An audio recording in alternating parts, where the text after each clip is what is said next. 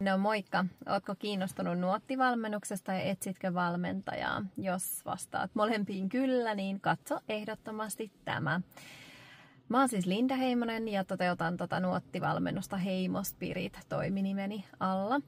Ja mun tehtävänä täällä on toteuttaa nuottivalmennusta, eli laadukasta ammatillista kuntoutusta 16-29-vuotiaille nuorille ja nuorille aikuisille, jotka on ollut ehkä pidempään syystä tai toisesta kotona. Useilla on ehkä niin kuin vuosia semmoista aikaa, että ei ole ollut töissä tai koulutuksessa.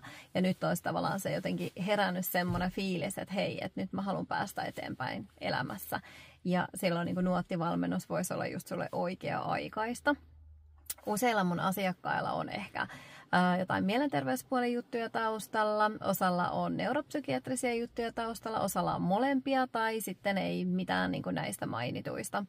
Nuottiksessa me pystytään myös tavallaan niin kuin suuntaamaan sinne tulevaisuuteen ja luomaan niitä verkostoja. Eli esimerkiksi jos epäilet muun muassa näitä, että jotain semmoista tukea sulla saattaisi olla jatkossakin, niin me pystytään myös sitäkin asiaa edistämään sen kaiken muun ammatillisen kuntoutuksen lisäksi.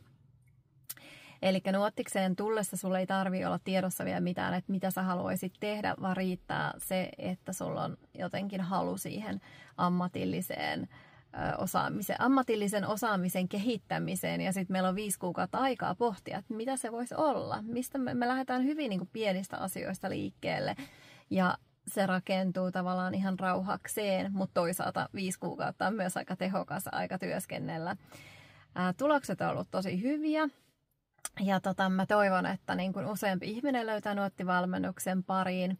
Siitä oli viime vuoden puolella puhetta paljon, että nuottivalmennus loppuisi. Näin ei ole, joten mä toivon, että sä haet nyt vielä vuonna 2025 ja päästään jatkamaan tätä hyvää nuottivalmennustoiminkäytäntöä. Ja mä toivotan hei sulle aivan ihanaa päivää ja toivottavasti hei nähdään. Moikka!